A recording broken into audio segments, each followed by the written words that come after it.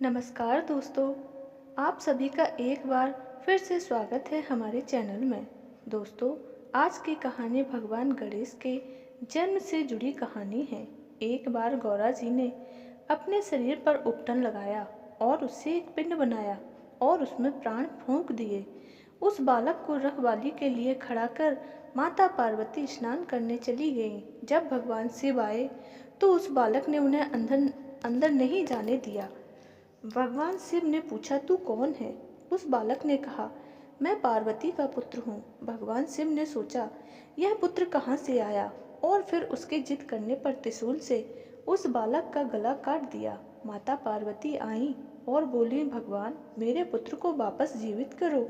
भगवान शिव ने अपने गणों से कहा, जो भी कोई स्त्री अपने पुत्र से पीठ देकर सो रही हो, उसके बच्चे का सिर काट कर ले आओ।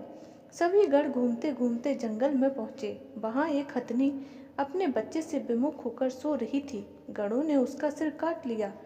भगवान ने उसका सिर उस बालक के शरीर पर जोड़ दिया और अमृत का छींटा दिया और बोले, दुनिया में सबसे पहले गौरी पुत्र गणेश की पूजा होगी, बाद में दूसरे देवी देवताओं की पूजा होगी। एक बार गणेश जी ने भगवान शिव से कहा, पिताजी, आप यह चिता भस्म लगाकर मुंडमाला धारण करके अच्छे नहीं लगते। मेरी माता गौरी अपूर्व सुंदरी हैं और आप उनके साथ इस भयंकर रूप में रहते हैं। कृपा करके हमें अपने सुंदर रूप का दर्शन कराएं और अपने सुंदर रूप में माता के सामने आएं। आपका वह रूप हम सभी देखना चाहते हैं। भगवान शिव ने गणेश जी की बात मान ली और कुछ समय बाद जब शिवजी स्नान करके लौटे तो उनके शरीर पर कोई भस्म नहीं थी। बिखरी हुई जटाएं भी अच्छे से संवारी हुई थी। मुंडमाला भी नहीं थी। सभी देवता, यश, गंधर्व, किन्नरगण उन्हें बिना पलक झपकाए देखते रह गए। वह एक ऐसा रूप था कि मोहिनी अवतार भी फीका पड़ जाए।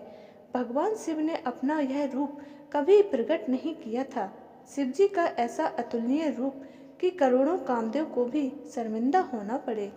गणेश जी अपने पिता की ऐसी मनमोहक छवि को देखते रह गए और मस्तक झुकाकर बोले, मुझे क्षमा करें पिताजी, परंतु अब आप अपने पहले वाले स्वरूप में वापस आ जाइए।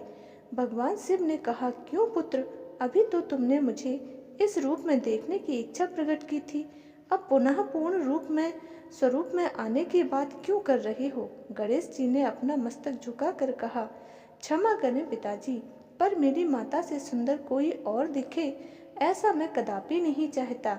कई संत महात्माओं ने अपने अनुभव से कहा है कि कर्पूर गौरम शंकर तो भगवान श्री राम से भी सुंदर हैं, पर वह अपना निज स्वरूप कभी प्रकट नहीं करते, क्योंकि इससे उनके प्रीतम आराध्य श्री राम की सुंदरता के यश की प्रशंसा कम हो जाएगी। ओम नमः शिवाय। तो दोस्तों, कैसी लगी आपको आज की यह कहानी? ऐसी और कहानियों के लिए हमारे चैनल को सब्सक्राइब करें। धन्यवाद।